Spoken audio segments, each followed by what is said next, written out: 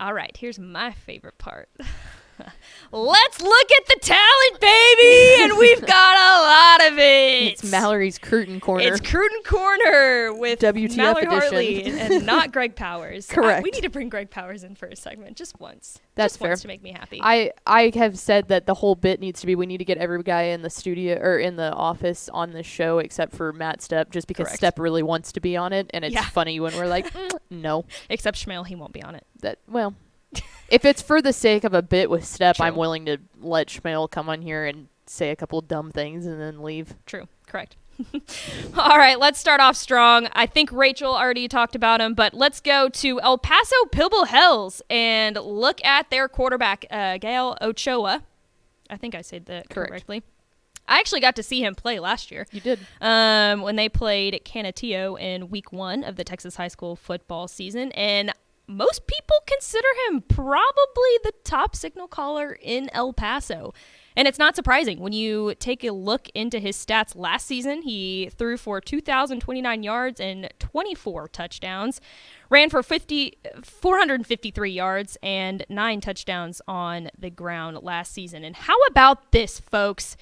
He's staying home to play for the UTEP Miners, that's a huge, huge pull for Coach Dana Dimmel over there. He's more of, I feel like, a mobile quarterback than Gavin Hardison is now at UTEP. And between you and I really think that's where they need to be trending, because going back into it last week, they ran all over that Incarnate Word defense. They looked really, really good in the running game. So just a little bit of a spout there. But Pebble Hills always seems to have a huge offensive line, too. I think that was one of the most impressive things that I saw last year when I went to that game, is how big and how physical up front is for the Spartans.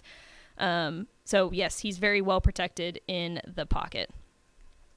Moving right down to Odessa wide receiver Ivan Carrion.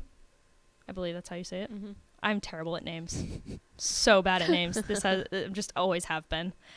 Coach Ortiz describes him as a game changer. As a junior, he caught 51 passes for 1,168 yards and 14 touchdowns. And I'd really say that his height is probably one of his biggest advantages. He stands at 6'6" and weighs 195 pounds.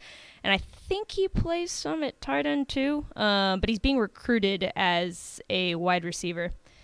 He uses his height definitely to his advantage. He's able to snag those tough passes and high point the ball as it arrives. And currently he's committed to play for the Oklahoma Sooners. He was actually originally committed to Texas Tech, but flipped this summer, I think in July, to play for the Sooners. Moving right along to El Paso Franklin quarterback Shea Smith. Rachel definitely talked about him and sees a bright future for this kid. He already has 602 all-purpose yards and 7 touchdowns through only 2 games this season. He played a little bit of linebacker, I think, in the past season or so, but I think at this point he's just focusing more on his skills at quarterback, just because I think that's what's going to take him to the next level. He's got great accuracy, and he's in sync with all of his receivers. He's mobile, too, and can use his legs when he needs to. He's got offers from in-state schools like Houston, North Texas, SMU, Texas Tech, and UTEP would be also a big pool for them. Yeah. And like Rachel mentioned, his dad played a couple seasons in the NFL, so there's no short of athleticism that runs in the Smith family. No, he's smooth, and that's one of those things. Like people, we had Colin Deaver, the host of Mineshaft, on TFT the other day, and in just a conglomerate of DCTF crossover. But correct, we had him on, and he was talking about the fact that after UTEP dropped that first game, people were already calling for Dana Dimmel, and he is in his 6th year now, 7th year, and it's like, okay, if they have at least a decent year this year, and he was able to lock down a quarterback like Shea Smith, I think that bringing that in alone and beating out places like North Texas, like Houston, blah, blah, blah, keeping the home kid home, that could help even extend his career a little bit if they have a decent year this year. Yeah, I wonder if Ochoa's commitment to UTEP will influence that. Hopefully a little bit. Yeah. I don't know if he's interested in staying home or not, but again, that would be a big pull for Dana Dimmel. Because I just feel like UTEP does have a tough time keeping kids at home. They've got a lot of talent in the El Paso region. It's hard to keep kids home. I get that. Yeah. But this is off to a really good start for Dana Dimmel.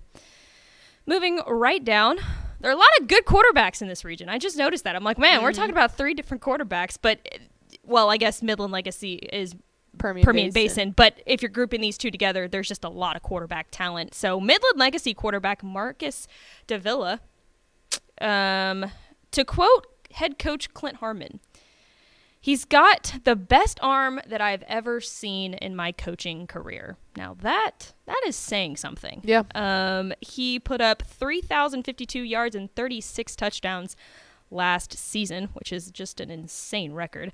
He's a fun guy to watch and has been called the top signal caller in West Texas. One of his biggest attributes, I think, is his accuracy and his ball placement.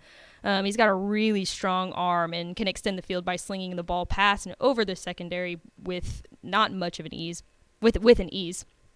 And how about this? He's committed to play in the Big Ten for the Boilermakers, man. I don't know how long that's going to last if Purdue keeps doing what Purdue is doing. Yeah, Purdue did stinky. not look good last week. Yeah. They did not look good. And this is a kid that's going to be highly, highly sought after if he becomes open on the market, especially if he keeps playing the way he has in week 1 and 2.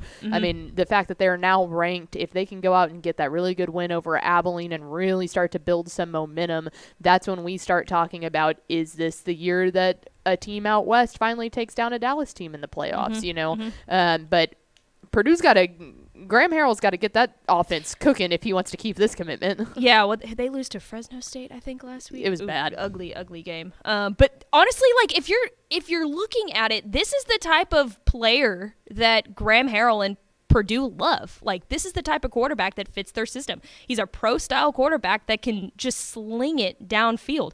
And that's who Purdue wants. That's who they're looking for. So I wouldn't be surprised to see him stay committed to Purdue, but a big pull by them. He's a really good player, fun to watch. It'll be interesting to see what he does against Abilene this week. Moving right down to El Paso El Dorado's running back, Ryan Estrada.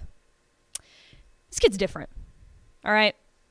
Because he's only a sophomore. But he played last season as a freshman. On varsity. Some people are even calling him probably the best player in the El Paso region. He averaged 10.5 yards per carry last season.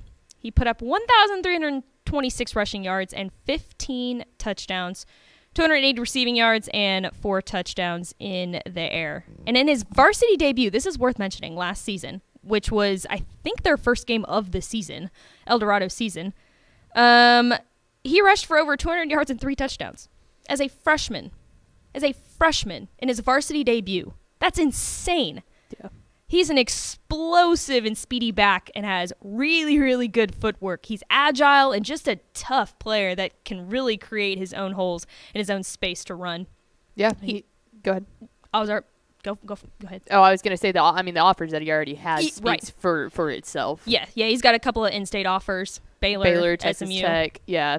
I mean, all of those, especially now, if he's able to keep that offer from SMU with them moving, you know, with Tech, if they start picking it up this year, he is special. He's fun to watch. Yeah, he really is fun to watch. Definitely a player you need to keep your eyes on this season. And let's go ahead and round it all out with El Paso Chapin's athlete Davion Singleton. Another sophomore that's brought the eyes of Texas on him. He contributed a lot to this team last season, looking at his stats. He passed for 637 yards and 9 touchdowns, ran for 846 yards and 14 touchdowns, and caught 11 passes for 122 yards. He was also on KOR and returned the ball for 194 yards. So this kid is literally all over the place and can do it all at a very high level. he's just a do-it-all athlete for this team, and he currently only holds offers from SMU and Hawaii. But again, you got to keep in mind he's only a sophomore, and he's already got some pretty big offers from pretty big-time programs. So definitely another guy to keep your eye on in the El Paso region this year. A lot of talent, a lot of fun talent, you know, and again, like a lot of these teams, like it's tough for them in the playoffs when they run into Dallas teams, especially. But a lot of this talent, I mean, they can keep up, and they're just fun to watch. Well, and I think that's the thing too, is when you take a look, if you go out and you watch a Duncanville, there are so many prospects, it's almost hard to figure out where you need to be watching because there's so many people. The things that make it fun of watching these games is you can watch a single player single-handedly take over the game. Like you're watching what they're doing and going, this guy is different. Exactly. He's built different. Exactly.